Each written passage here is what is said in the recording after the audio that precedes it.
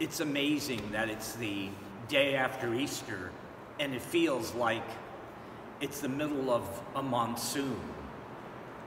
I don't know if you can hear it, but it's pouring. But that's okay. We need to cleanse and get rid of some of that stuff that's around us so that we can renew ourselves, especially now. Our readings this week really just go and give us those wonderful stories of Jesus coming to his disciples after the resurrection. And they give us hope. They give us a reason for going and celebrating. And that's something we really need at this time. Over the weekend, I received 2 emails with the same thing. A poem, which I think is very appropriate for this time, and I'd like to share it with you. How the virus stole Easter, with a nod to Dr. Seuss. 'Twas late in 19 when the virus began, bringing chaos and fear to all people, each land. People were sick, hospitals full, doctors overwhelmed, no one in school. As winter gave way to the promise of spring, the virus raged on, touching peasant and king. People hid in their homes from the enemy unseen. They YouTubed and Zoomed, social distanced and cleaned.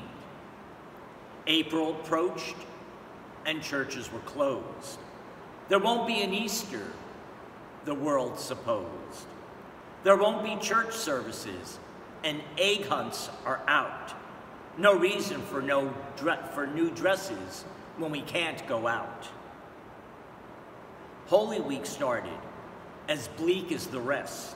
The world was focused on masks and on tests. Easter can't happen this year, it proclaimed.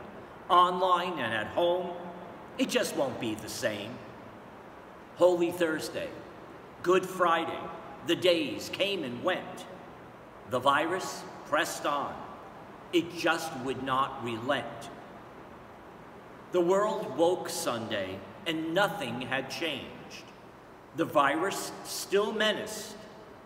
The people estranged.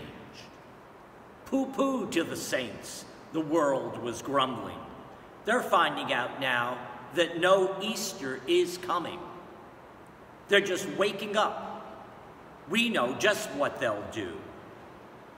Their mouths will hang open a minute or two, and then all the saints will cry boo-hoo. That noise, said the world, will be something to hear. So it paused, and the world put a hand to its ear. And it did hear a sound coming through all the skies. It started down low, and it started to rise. But the sound wasn't depressed. Why, this sound was triumphant. It couldn't be so, but it grew with abundance. The world stared around, popping its eyes, then it shook. What it saw was a shocking surprise. Every saint in every nation, the tall and the small, were celebrating Jesus in spite of it all. It hadn't stopped Easter from coming. It came.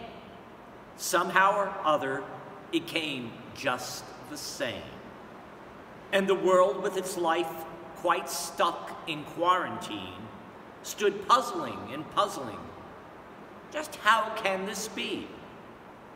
It came without bonnets. It came without bunnies. It came without egg hunts, cantatas, or money. Then the world thought of something it hadn't before. Maybe Easter, it thought, doesn't come from a store. Maybe Easter, perhaps, means a lot more. And what happened then? Well, The story's not done. What will you do?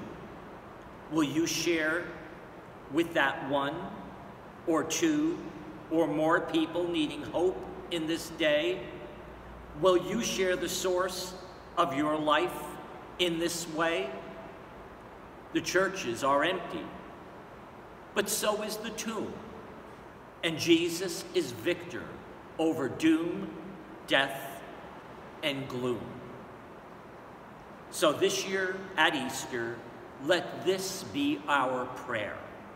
As the virus still rages all around, everywhere, may the world see hope when it looks at God's people.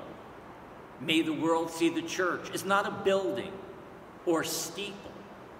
May the world find faith in Jesus' death and resurrection. May the world find joy in a time of dejection. May 2020 be known as the year of survival. But not only that, let it start a revival.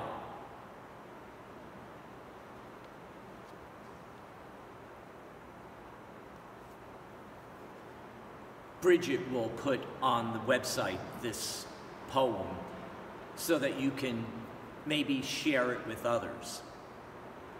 As we have at the end of each of these 5 minutes with Father, we decided to just give you a little update on things. Obviously, the church, we're trying, got the flowers, but we don't have people yet. But we are lacking one thing. We received news last week that our previous deacon, Sam Damiano, passed away last week. It is a loss for those who remember him, but it is he who now celebrates the resurrection with our God. Let's keep him and Linda and their family in our prayers, please. And as we celebrate this cold, windy, and mucky day, let's make sure that we remember that we're here for each other. Let's start that revival of being hopeful. And who knows, maybe in a few weeks, we'll be back together again. Have a good day.